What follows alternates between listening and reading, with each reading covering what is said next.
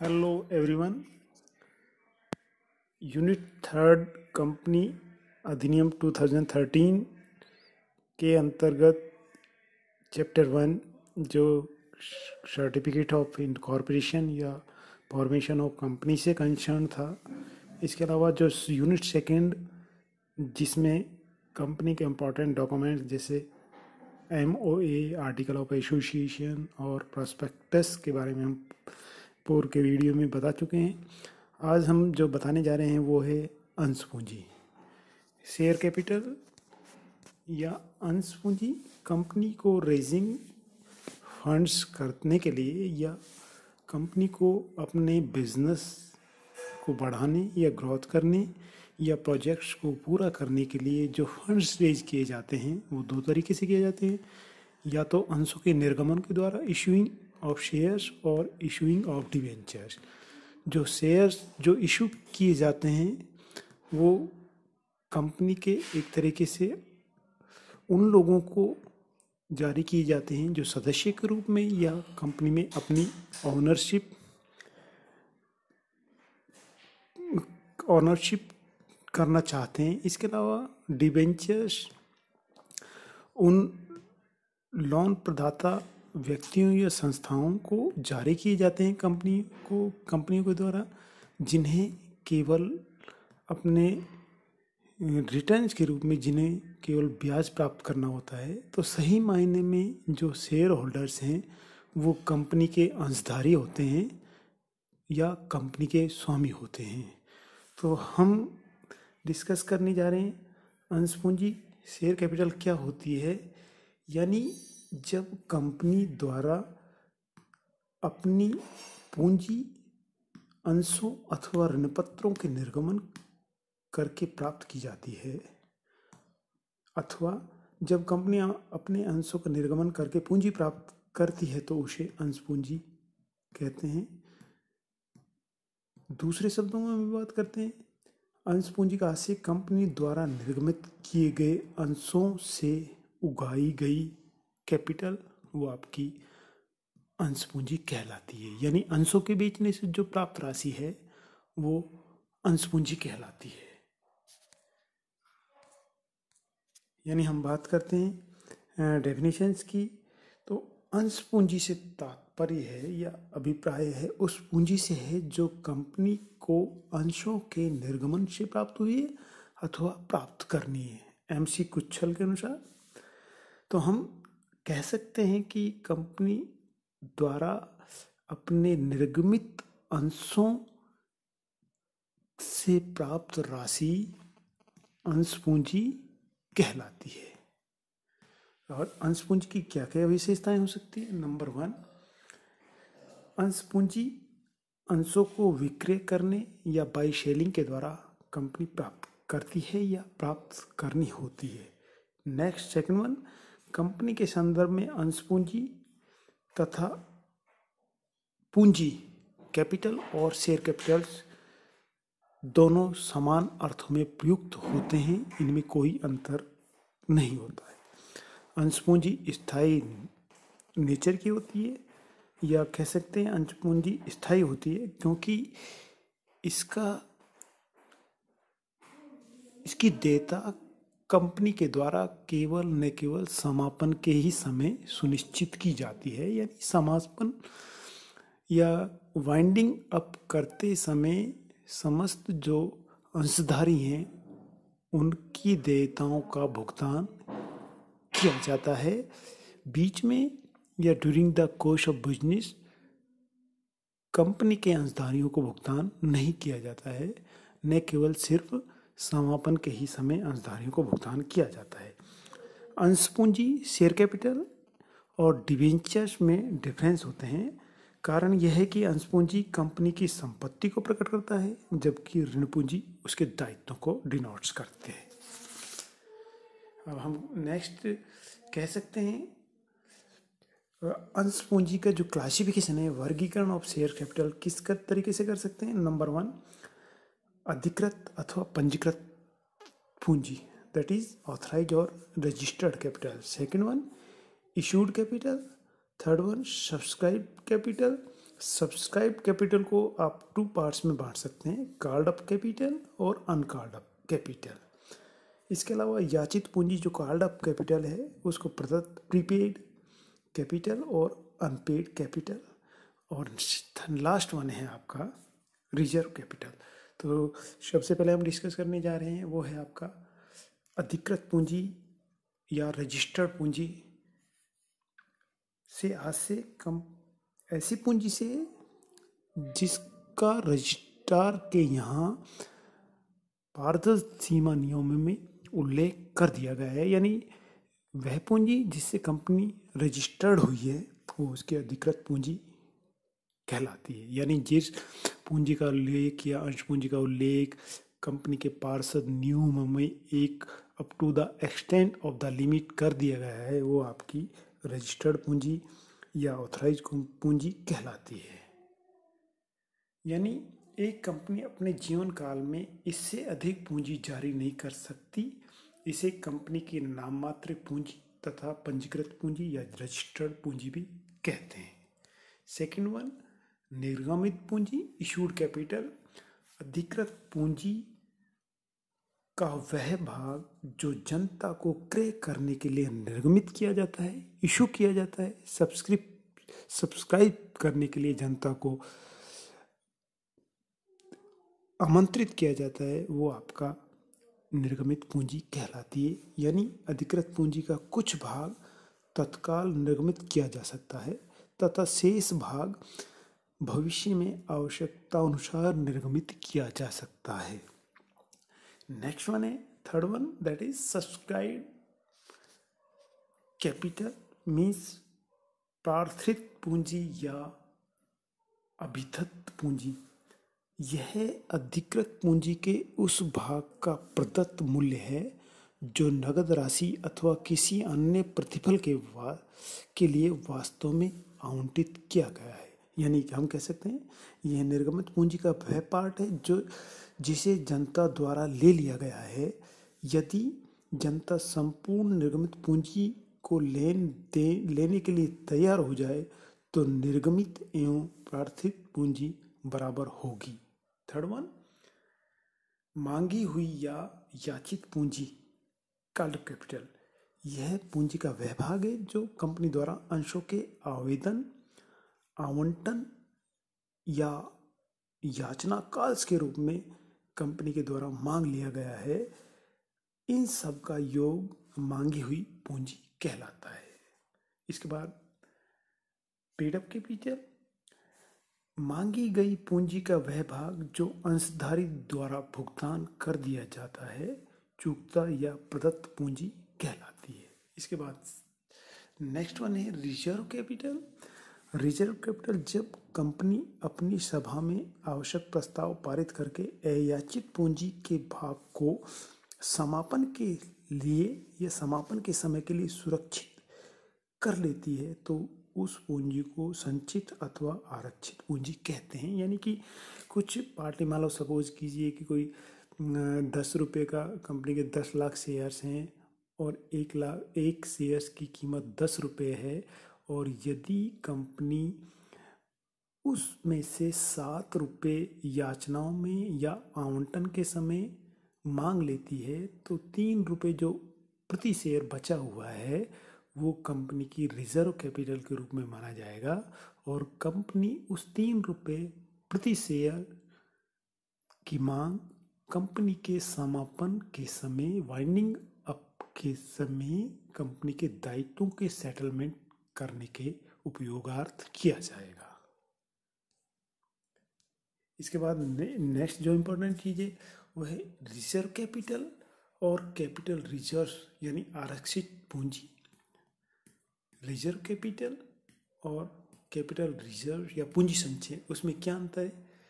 तो capital reserve made with the profit in special circumstances, यानी जो पूंजी संचय है वो एक तरीके से विशेष लाभों या विशेष परिस्थितियों के लाभ उनमें शामिल किए जाते हैं। Profit before incorporation of company के समामेलन के पूर्व जो लाभ होते हैं उन्हें कैपिटल रिजर्व कहा जाता है। इसके अलावा सेल ऑफ एसेट्स है, premium received on issue of share and debentures के फलस्वरूप जो प्रीमियम मिल रहा है वो कैपिटल रिजर्व्स में रखे जाएंगे। Income from redemption of debentures यानी ऋण पत्रों के शोधन से प्राप्त जो आय राशि है वो भी कैपिटल रिजर्व्स का पार्ट रखे जाएंगे। इसके अलावा परचेजिंग ऑफ ऑनगोइंग बिजनेस यानी कोई नियमित रूप से चल रहे व्यापार को खरीदने से कोई लाभ होता है तो वो भी कैपिटल रिजर्व की श्रेणी में रखे जाएंगे।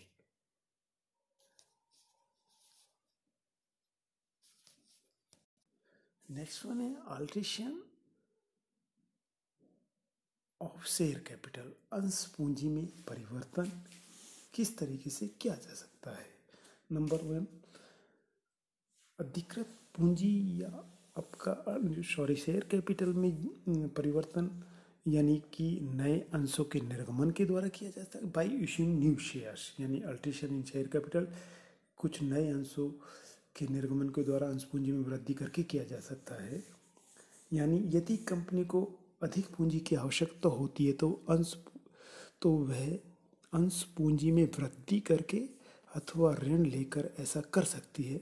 लेकिन अंश पूंजी में वृद्धि करने के लिए कंपनी के जो सीमा नियम हैं एवं अंतर नियम है उसमें इस तरीके की व्यवस्थाएं होना चाहिए।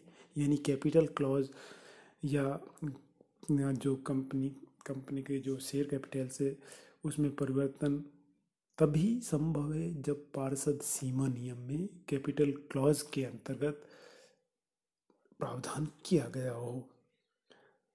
तो अंश पूंजी में वृद्धि के लिए कंपनी की जो जनरल मीटिंग्स है उसमें एक ऑर्डिनरी रिजोल्यूशन या सामान्य प्रस्ताव पास किया जाता है और उस प्रस्ताव के पास होने की तिथि के 30 दिन के भीतर उसको रजिस्ट्रार के यहाँ उसकी सूचना फाइल करनी होती है। इसके बाद सेकंड वन है that is by consolidate of share या अंशों के एकीकरण के द्वारा अंश पूंजी में परिवर्तन किस तरीके से किया जा सकता है। यानी अंशों का एकीकरण कंपनी अधिनियम की धारा 61 के अनुसार किया जाता है। इस प्रकार एकीकरण का अधिकार कंपनी अपने वर्तमान अंशों का एकीकरण करके अधिक अंकित मूल्य के अंशों में विभाजित कर देती है। फॉर एग्जाम्पल किसी कंपनी के पास अंश पूंजी 10 लाख रुपए है जो 10 रुपए के 1 लाख अंशों में विभाजित है। तो एकीकरण के परिणाम स्वरूप कंपनी के अंशों का अंकित मूल्य यदि 10 रुपए से बढ़ाकर 100 रुपए कर देती है तो अंशों की संख्या 1 लाख से घटकर 10,000 रह जाएगी। इस तरीके से इस प्रकार 10 अंशों के अंकित मूल्य का एक अंश के अंकित मूल्य के बराबर हो जाएंगे। यानी 100 रुपये के जो 10 रुपये के 10 अंकित जो 10 शेयर्स थे वो अब 10 शेयर्स 100 रुपये के हो जाएंगे। यानी एक शेयर्स की वैल्यू 100 रुपये हो जाएगी। तो इस तरीके से कंसोलिडेशन के द्वारा भी अंश पूंजी में परिवर्तन किया जाता है।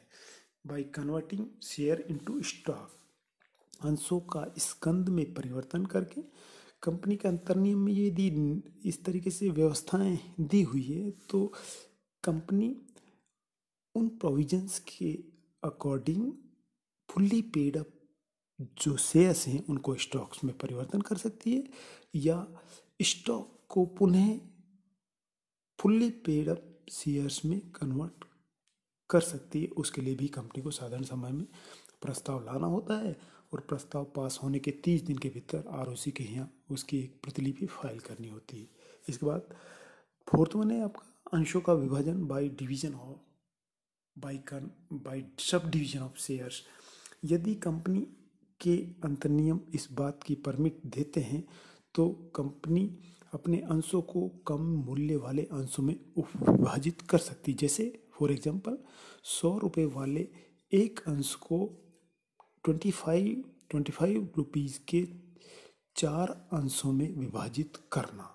तो लेकिन ऐसी दशा में कम मूल्य के अंश पर प्रदत्त एवं अप्रदत्त राशि का अनुपात पूर्ववत रहना चाहिए।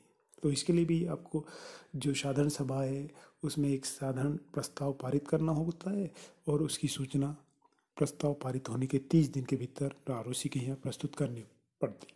इसके बाद फिफ्थ वन है आपका रिडक्शन का जो टाइप्स है किस तरीके से कर सकते हैं, अंशों को रद्द करके। यदि कंपनी के प्रोविजंस जो आर्टिकल ऑफ एसोसिएशन है उनमें यदि इस तरीके की व्यवस्थाएं हैं तो अंशों को रद्द करके कंपनी अंश पूंजी में परिवर्तन कर सकती है। जो अंश किसी व्यक्ति द्वारा नहीं लिए गए हैं एवं जिनके ग्रहण करने के लिए कोई ठहराव भी नहीं किया गया हो, इस प्रकार अंशों को रद्द करने से कंपनी की जो ऑथराइज कैपिटल है वो कम हो जाती है और उसके लिए भी कंपनी को एक साधारण सभा में एक साधारण प्रस्ताव पारित करना पड़ता है और उस प्रस्ताव के पास होने की 30 दिन के भीतर उसकी रजिस्ट्री आरओसी के यहाँ प्रस्तुत करनी पड़ती है।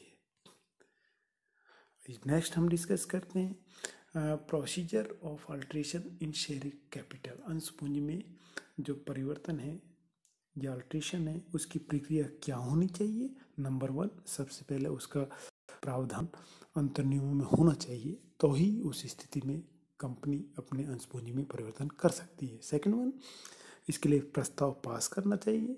कंपनी को अंश पूंजी में प्रस्ताव अपनी साधारण सभा में पास करना चाहिए, जिसके लिए ट्रिब्यूनल की आज्ञा कोई आवश्यकता नहीं होती है।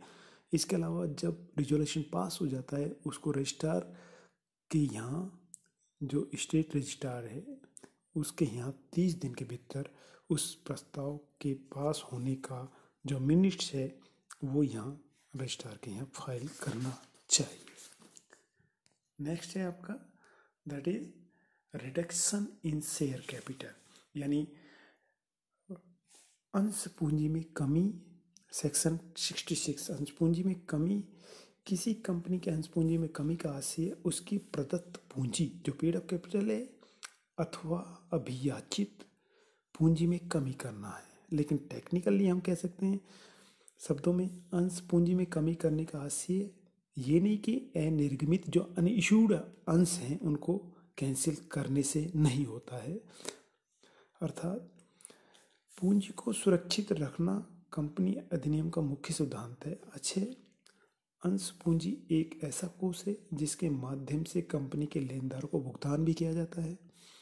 यदि कंपनी की अंश पूंजी में कमी कर दी जाती है तो इससे लेनदारों के हितों को ठेस पहुंचती है। यानी कि आप रिडक्शन कर रहे हैं तो इसलिए जो क्रेडिटर्स हैं, कंपनी के क्रेडिटर्स हैं, उनके हितों पर ठेस पहुंच सकती है। कंपनी की जो लिक्विडिटी है वो कम हो सकती है। यानी हो सकता है कंपनी रिडक्शन करती है अपने अंश पूंजी में तो उसकी लिक्विडिटी कम होगी, नेचुरली उसका प्रभाव लेनदारों पर पड़ेगा। यानी लेनदारों को हो सकता है कि उनके जो पेमेंट्स हैं वो या कंपनी द्वारा लेनदारों के दायित्व को चुकारा करने में फेलियर हो जाए। तो इसके लिए जो प्रोविजंस हैं उनमें वैकल्पिक यानी कि वैधानिक व्यवस्थाएं ये की गई कि जब आप अंश पूंजी में कमी कर रहे हैं तो लेनदार हैं उनके हितों पर कोई कुठाराघात नहीं हो, उसकी परमिशन ट्रिब्यूनल से लेना जरूरी होता है। तो इसमें मेथड्स क्या है रिडक्शन इन शेयर कैपिटल, यानी कि अंश पूंजी में जो कमी है उसके लिए कौन कौन से मेथड हैं, किन मेथड से अंश पूंजी में कमी की जा सकती है। यानी अदत्त पूंजी के संबंध में अंशों पर दायित्व को समाप्त करना या कम करना है। एक्सटिंग्विश ऑफ अनपेड और आउटस्टैंडिंग अमाउंट ऑफ शेयर्स, यानी जब अंश पूंजी में कमी करने के लिए अदत्त पूंजी के संबंध में अंशों का पर दायित्व को समाप्त कर या कम कर सकता है। यानी फॉर एग्जाम्पल एक कंपनी अपने 10 रुपये के अंकित मूल्य वाले अंशों पर 8 रुपये प्रति अंश प्रदत्त है, यानी पेड अप 8 रुपये पेड अप कर दिया गया है। इस कंपनी की अदत्त पूंजी जो अनपेड है वो 2 रुपये है। यदि कंपनी इस अदत्त पूंजी यानी 2 रुपये है प्रति अंश के दायित्व को समाप्त कर देती है तो इस स्थिति में अदत्त पूंजी के संबंध में अंशों पर दायित्व को समाप्त कर अंश पूंजी में कमी की जा सकती है। इसके बाद second 1, by cancellation lost of paid up capital, नष्ट हो चुकी प्रदत्त पूंजी को निरस्त या अवलिखित करके, यानी कंपनी अपनी पूंजी को कम करने के लिए अपनी नष्ट हो चुकी प्रदत्त पूंजी को या उस प्रदत्त पूंजी को जो उपलब्ध संपत्तियों द्वारा अनिरूपित है को निरस्त या अपलिखित भी कर सकती है। फॉर एग्जाम्पल, एक कंपनी 10 रुपये के अंकित मूल्य के सभी अंश पूर्ण प्रदत्त है, जिस पे 10 रुपये चुका दिया गया है, किंतु कंपनी में भारी हानियों होने के कारण उसकी 70% जो कैपिटल नष्ट हो गई, पूंजी नष्ट हो गई। दूसरे शब्दों में हम कह सकते हैं 70% पूंजी का प्रतिनिधित्व करने के लिए उनके पास कोई संपत्ति नहीं है। तो ऐसी स्थिति में एक विकल्प यह हो सकता है कंपनी के पास कि 10 रुपये के पूर्ण प्रदत्त अंशों को 3 रुपये के पूर्ण प्रदत्त अंशों में कन्वर्ट करें, यानी 10 रुपये की वैल्यू के जो पूर्ण प्रदत्त अंश है उसको 3 रुपये के इक्विवेलेंट लाए, या इससे कंपनी की पूंजी कम हो जाएगी और अंशधारियों को कोई अतिरिक्त दायित्व भी उत्पन्न नहीं होगा। दूसरा ऑप्शन क्या है कि कंपनी अंशों के अंकित मूल्य को 10 रुपये यथावत रखते हुए उन पर 3 रुपये प्रति अंश को प्रदत्त मान सकती है, और ऐसी स्थिति में अंशधारियों को 7 रुपये प्रति अंश चुकाने का दायित्व बना रहेगा। Third one, over payment of paid up capital. आवश्यकता से अधिक प्रदत्त पूंजी का भुगतान करके कंपनी अपनी पूंजी में कमी करने के लिए अपनी प्रदत्त पूंजी में से आवश्यकता से अधिक पूंजी अंशधारियों को लौटा भी सकती है। ऐसा करते समय कंपनी अंशों पर दायित्व को समाप्त कर भी सकती है और नहीं भी कर सकती है। इसके बाद अंश पूंजी में कमी करने की जो प्रक्रिया है उसका प्रोसीजर क्या होना चाहिए। तो सबसे पहले पास्ट डे स्पेशल रिजोल्यूशन, सर्वप्रथम कंपनी को अपनी साधारण सभा में अंश पूंजी में रिडक्शन के आशय का एक विशेष संकल्प पारित करना होता है। इसके बाद second one, that is consent या और approval bye tribunal, obtaining approval from the tribunal. अधिकरण को अनुमोदन हेतु आवेदन करना कि भाई हम इस तरीके से अपनी जो अंश पूंजी में उसका रिडक्शन कर रहे हैं और उसके लिए हमने विशेष संकल्प भी पारित कर लिया है, उसकी सूचना ट्रिब्यूनल को दी जाती है। इसके बाद में अधिकरण द्वारा देयताओं को सुनिश्चित करना, यानी कि कितने लेनदार कंपनी के ऊपर हैं, उनकी देयताएं क्या हैं, ओवर ड्यूज क्या हैं, उनकी लाइबिलिटीज़ क्या है कंपनी के लेनदारों के प्रति, उन चीज़ों को सुनिश्चित अधिकरण के द्वारा किया जाता है। इसके अलावा अधिकरण द्वारा केंद्र सरकार को, रजिस्ट्रार को और सेबी को भी और कंपनी के लेनदारों को भी इस आशय की सूचना दी जाती है कि कंपनी इस तरीके से अपनी अंश पूंजी में रिडक्शन करना चाहती है। इसके बाद अधिकरण द्वारा अभिवेदनों पर विचार करना, यानी जो रिप्रेजेंटेशंस प्राप्त होते हैं अधिकरण को, चाहे वो केंद्र सरकार से प्राप्त हो रहा हो, रजिस्ट्रार के यहाँ से प्राप्त हो रहा हो या सेबी से प्राप्त हुआ हो, लेनदार से प्राप्त हुआ, उन सब का रिव्यू करता है और उसके बाद में जब आश्वस्त हो जाता है तो कुछ कंडीशंस के द्वारा या कुछ शर्तों के अधीन कंपनी को जो अंश पूंजी में कमी के लिए उसको परमिट या उसका अनुमोदन कर देता है, और इस आशय का अधिकरण द्वारा आदेश भी कंपनी के पक्ष में जारी किया जाता है, यानी कुछ शर्तों के अधीन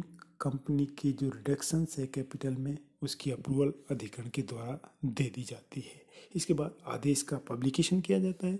अंश पूंजी में कमी के अनुमोदन के आदेश का प्रकाशन कंपनी द्वारा किया जाता है। आदेश का प्रकाशन अधिकरण द्वारा निर्धारित रीति से कराया जाएगा, यानी कि जो उन्होंने मोड ऑफ पब्लिकेशंस बताया हुआ है ट्रिब्यूनल ने उसके अकॉर्डिंगली किया जाता है। इसके अलावा आदेश एवं कार्य वृत्तांत की प्रति रजिस्ट्रार को सौंपना है, यानी कि जो ऑर्डर अप्रूवल जो ट्रिब्यूनल के द्वारा रिडक्शन इन कैपिटल की अप्रूवल दी गई है उस ऑर्डर की कॉपी, और इसके अलावा जो मिनट्स है मीटिंग का या कार्य वृत्तांत है उसकी प्रतिलिपि रजिस्ट्रार को सौंपी जाती है।